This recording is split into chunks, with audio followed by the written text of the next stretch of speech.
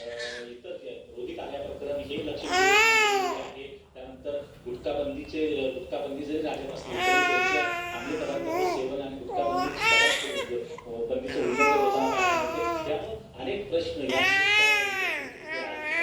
जात आहेत. परंतु महत्वाचा मुद्दे जे पाहिले गेले तर तपोवनचा मुद्दा देखील उपस्थित होऊ शकतो. कारण ज्या प्रकारे नाशिकमध्ये पर्यावरण प्रेमी आणि राज्यभरातल्या पर्यावरण प्रेमींचा आवाज या संदर्भात होतो आणि एकत्रितच आजच्या या दुसऱ्या दिवशी, कारण पहिल्या दिवशी जे आहे ते शोक प्रस्ताव असतो आणि शासकीय कामकाज थोडंच असतं. त्यामुळे केवळ 20-25 मिनिटांमध्ये कालचं पहिल्या दिवसाचं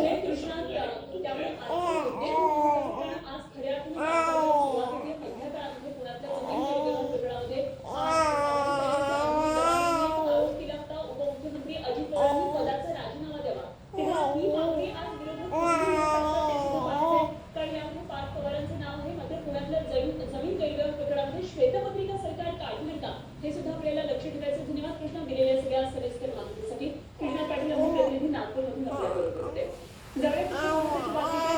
अधिवेशनाच्या पहिल्या दिवशी अजित पवारांनी विधानसभेमध्ये 75,286 कोटींच्या पुरवणी मागण्या मांडल्या. पुरवणी मागण्यांचा हा आकडा राज्याच्या इतिहासातला दुसरा अविरा जून 2024 ए अविरा एकटीच खेळतेस होय?